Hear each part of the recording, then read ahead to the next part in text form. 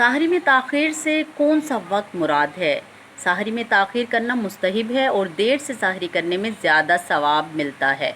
यहाँ जहन में ये सवाल पैदा होता है कि ताख़ीर से मुराद कौन सा वक्त है?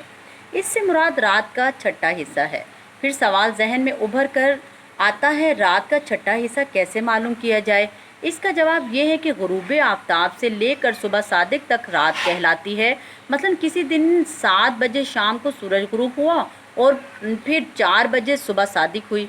इस तरह ग़ुरूब आफ्ताब से लेकर सुबह सादिक तक जो 9 घंटे का वक्फ़ा गुज़रा वो रात कहलाया।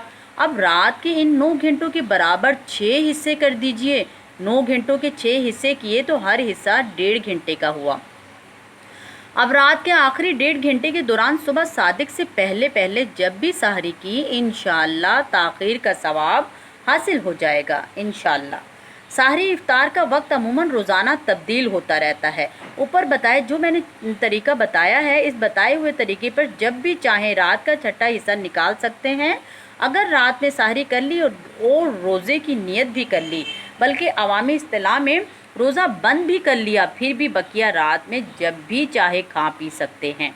सहरी में इतनी ताख़ीर भी ना कर दें कि सुबह सादिक का शक होने लगे। जैसे कि बाज़ लोग सुबह सादिक के बाद फजर की अज़ानें हो रही होती हैं और वो खाते पीते रहते हैं। अगर खाते नहीं तो पानी पीकर रोज़ा बंद ज़रूर करते हैं बेचारे। इस तरह रोज़ा बंद तो क्या करते हैं करेंगे, रोज़े को बिल्कुल ही खुला छोड़ देते हैं और इस तरह रोज़ा होता ही नहीं और सारा दिन भूख प्यास के सिवा कुछ हाथ नहीं आता।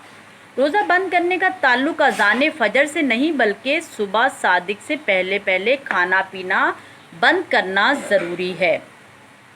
अब इफ़्तार के बारे में, इफ़्तार जब ग़ुरूब आफ्ताब का यकीन हो जाए तो अब इफ़्तार करने में देर नहीं करनी चाहिए। ना सायरन का इंतज़ार करें ना अज़ान का, फ़ौरन कोई चीज़ खा पी लें। मगर बेहतर यह है कि खजूर या छुहारा या पानी से इफ़्तार करें कि ये सुन्नत है।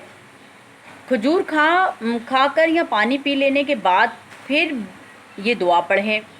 जैसे सायरन बज जाता है, आप अज़ान का इंतज़ार ना करें। सायरन जब बजे तो आप दुआ पढ़ें, अल्लाहुम्मा इन्नी लका सुम्तु व बिका आमनतु व अलैका तवक्कलतु व अला रिज़्क़िका अफ़्तरतु। ऐ अल्लाह, मैंने तेरे लिए रोज़ा रखा और तुझ पर ईमान लाया और तुझ पर भरोसा किया और तेरे दिए हुए रिज़्क़ से अफ़्तार किया। फिर जब अज़ान शुरू हो जाए तो खाना पीना बिल्कुल मौकूफ़ कर दें और अज़ान का जवाब दें। आजकल अमूमन लोग अज़ान के दौरान खाते पीते रहते हैं, ऐसा नहीं करना चाहिए। जब भी कई अज़ानों की आवाज़ें आ रही हों तो पहले सिर्फ़ एक अज़ान का जवाब देना काफ़ी है। आजकल हम इल्म दीन से बहुत ज़्यादा दूर होते जा रहे हैं। बदकिस्मती से आम तौर पर लोगों का यही मामूल देखा गया है कि वो अज़ान पर ही सहरी इफ्तारी का दारोमदार रखते हैं, बल्कि बाज़ तो अज़ान फ़जर के दौरान ही रोज़ा बंद करते हैं। इस तरह मगरिब की अज़ान भी तो नमाज मगरिब के लिए ही होती है, ना कि खाना पीना शुरू करने के लिए।